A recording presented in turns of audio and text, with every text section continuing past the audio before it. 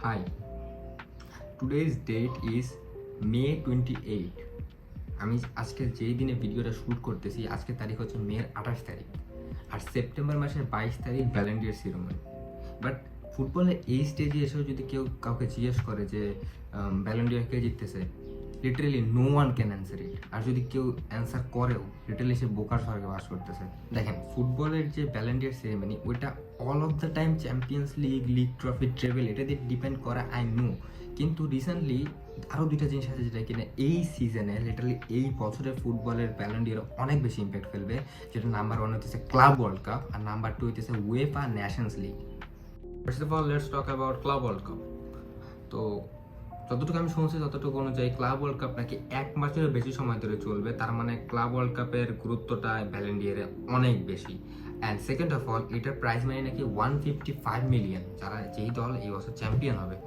তো অফকোর্স এই টুর্নামেন্টটা অনেকখানি অবদান রাখবে ভ্যালেন্টিয়ারে। আর এখানে যদি Barcelona, inter Milan, Paris, PSG, গালি দিও না প্লিজ, দেন রিয়াল মাদ্রিদ, এইসব টিমগুলো যদি জিতে, যাদের কনসিস্টেন্স আছে ভ্যালেন্টিয়ারে, তো ওদের তবে কন্ট্রিবিউশনটা অন্য লেভেলে চলে যাবে।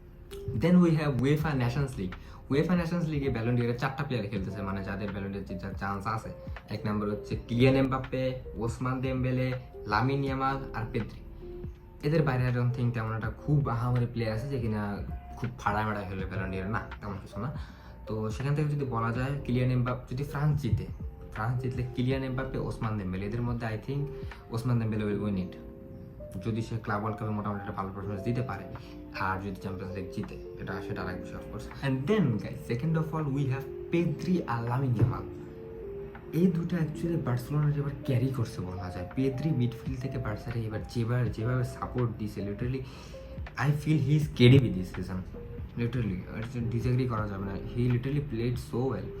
আর Lamine Yamal, he is unstoppable this season. আর সে রাইট উইং থেকে খুব ভালো একটা সামলাইছে আর ভালোই খেলছে বলা যায়। আর রাফিনহা, লেভানডস্কিদের মিলে খুব ভালো একটা সিজন গেছে বার্সেলোনার এই সিজনে। সো লামিন ইয়ামালেরও না মানে ভ্যালেন্টিয়ার জিতার মতো বেশ কয়েকটা ট্রফি আছে, আর সেই ক্ষেত্রে যদি ন্যাশনাল লিগ অ্যাড হয় সাথে, আই ডোন্ট থিঙ্ক সো ওরা থামানোর মতো কিছু আছে, ও জিততে পারে। বাট কেউ না অ্যাকচুয়ালি স্পেসিফিক্যালি বলতে পারবে না যে এই সিজন ও ভ্যালেন্টিয়ার জিততেছে, ও জিততেছে। আর এই বছর তো ওসমান দেমবেলে জিতে গেছে, কি আর না, এবার কেউ বলতে পারবে না তোমরা।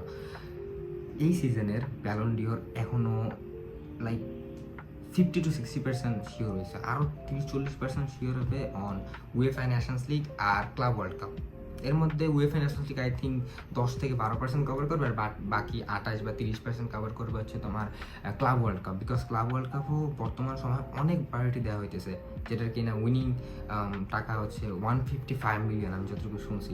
আর এটা নাকি ফিফার প্রেসিডেন্ট চাইছে পুরো 1 মাস ধরে এই টুর্নামেন্টটা চলবে, উইচ মিনস চ্যাম্পিয়ন্স লিগের মতোই এটা বানাতে চাইতেছে। আর ফিফা কর্তৃক যেহেতু এটা অফকোর্স এটার আলাদা একটা গুরুত্ব থাকবে। অ্যান্ড সেখান থেকে বলা যায় যে এটা যদি কোনো টিম ফার্স্টে জিতে, সো সেখানকার প্লেয়ার অফ দ্য ম্যাচ বা প্লেয়ার অফ দ্য টুর্নামেন্ট, এগুলো খুব ভালো কন্ট্রিবিউশন লাগবে ফর দ্য ভ্যালেন্টিয়ার। অ্যান্ড দেখা যাক, লেটস সি উইন দ্য ভ্যালেন্টিয়ার। হ্যাঁ, তো তোমাদের এই টপিক নিয়ে কী মতামত তোমরা সেটা কমেন্টে জানাইতে পারো। আর তোমার মতে এই সিজনে কে ভ্যালেন্টিয়ার জিততেছে এটা কমেন্ট করো।